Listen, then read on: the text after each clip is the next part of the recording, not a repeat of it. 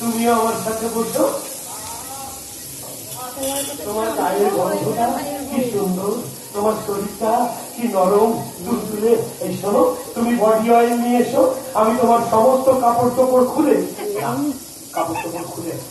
কাপড় চোপড় পরা অবস্থায় আমি তোমার হাতে আর পায়ে মাখিয়ে দেবো।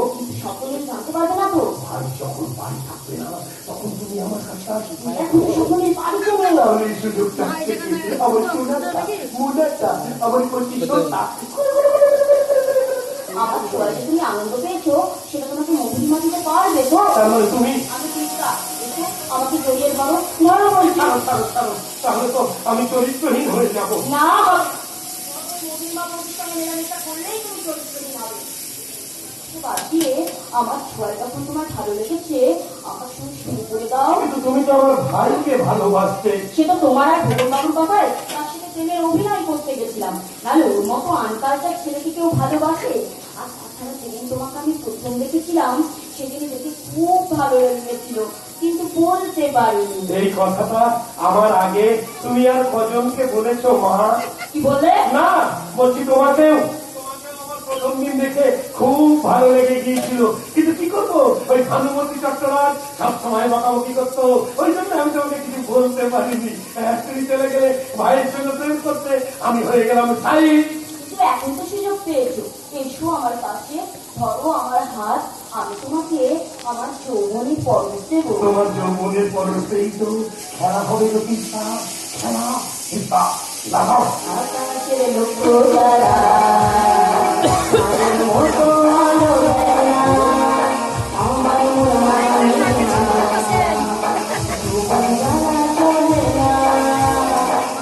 আকাশের লক্ষ্য তারা চাঁদের মতো আলো দেয় না, আমার মানে না জীবন জ্বালা চলে না।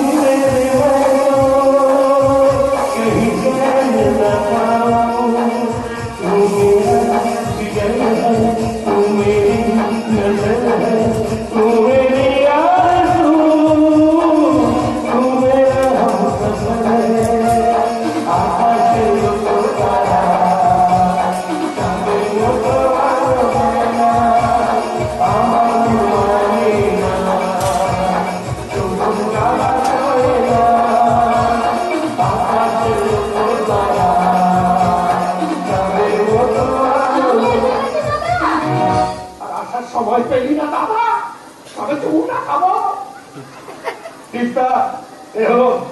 আমার বোন পাপড়ি। ও তাই বুঝি? তা কেমন আছো পাপড়ি? আমি ভালো আছি। তুমি ওইভাবে ওর সাথে কথা বলছো কেন? মিস্টার রুদ্রনীল মুখার্জি, তুমি মনে হয় আমাকে ঠিকঠাক চিনতে পারোনি। আমার সিস্টেমটা বলছে এ তোমার সাজানো বোন, তাই না পাপড়ি? বুঝেই যখন গেছো তোমার কাছে কিছু লুকাবো না, তবে খুব সাবধান। কথা এ বাড়ির বাইরের কেউ যেন জানতে না পারে। কেউ জানতে পারবে না, শুধু এই সম্পত্তির 20% আমাকে দিলে। এ মাঝে অনেক কি বলে? আরে 20% কি বলছো? আমি তো ভেবেছিলাম তোমাকে 25% দেবো। সত্যি বলছো? আমাকে 25% দেবে? সেই সঙ্গে জমের বাড়ির রাস্তাটাও দেখিয়ে দেব। বলছি এখনো যদি আমি সম্পত্তিটা হাতে পাই, এই 25% নয়, আমি তোমাকে 50% দেবো। ওই সুকুমার বাবুকে বলে উইল করে 50%। তাহলে এখন যাই, হ্যাঁ ওকে বাড়ির সঙ্গে সবার সাথে পরিচয়টা সেরে ফেলি। লাভ ইউ সোনা, লাভ ইউ। চলো পাপড়ি, মনে রাখবে 50% কিন্তু আমার চাই। হারাম জাদু তিস্তা সম্পত্তির ভাগ চাইছে।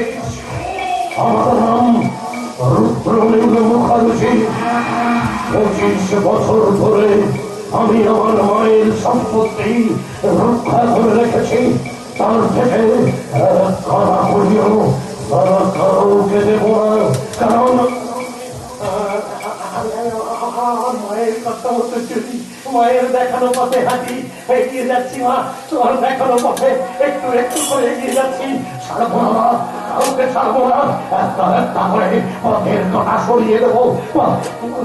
কিন্তু তুমি জানো মা, অমাবস্যা তিথি পড়লে আমার আমার মাথার মধ্যে কেমন অসহ্য যন্ত্রণা শুরু হয়ে যায়। মনে